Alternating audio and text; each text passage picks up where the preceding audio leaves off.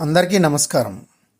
ఈరోజు మనము శ్రీమద్ భగవద్గీతలోని దశమాధ్యాయము అయిన విభూతి యోగము పారాయణము వలన కలుగు ఫలము గురించి తెలుసుకుందాం. కాశీపట్టణమున ధీరబుద్ధి అను బ్రాహ్మణుడుండెను. అతడు జితేంద్రియుడై ఈశ్వరునిపై పరమభక్తి కలిగి ఉండెను.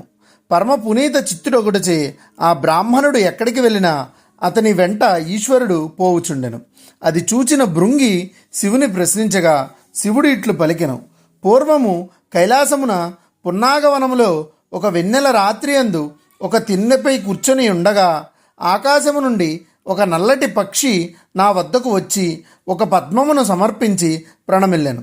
నీవు ఎవరవు, నీ వృత్తాంతమేమి అని ప్రశ్నింపగా ఆ పక్షి ఇట్లు చెప్పెను: నేను బ్రహ్మదేవుని హంసను.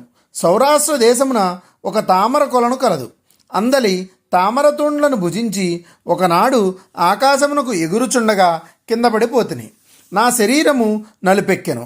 ఎలా ఇట్లు జరిగినని ఆశ్చర్యముగా చూచుచుండగా ఇంతలో ఆ పద్మ సరోవరము నుండి లెమ్ము అను శబ్దము వినపడగా వెళ్ళి చూస్తే అక్కడ పద్మలత కనిపించి ఇట్లు చెప్పెను: నీవు ఆకాశమునకు ఎగురుచుండగా నన్ను దాటిపోయావు, అందుకే నీ శరీరము నల్లగా మారెను.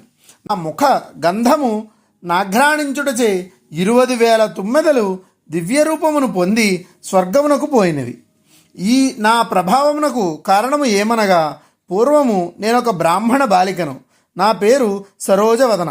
వివాహానంతరము పతి శుశ్రూష చేయుచుండగా ఒకనాడు గోరువంక పక్షిచే పాఠము చెప్పించుచుండ పతిసేవకు ఆలస్యము కాగా భర్త కోపగించి గోరువంక పక్షి అగుమని శపించెను.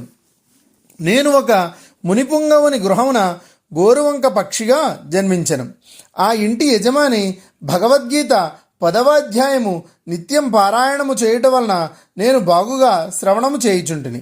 ఆ మహాత్మ్యము వలన కొంతకాలమునకు దేహమును వీడి స్వర్గమందు అప్సరసగా జన్మించి పద్మావతి పేరుతో లక్ష్మికి చిలికెత్తగా ఉండగా దూర్వాసమును చూచి భయపడి పద్మలతా రూపమును ధరించి తిని.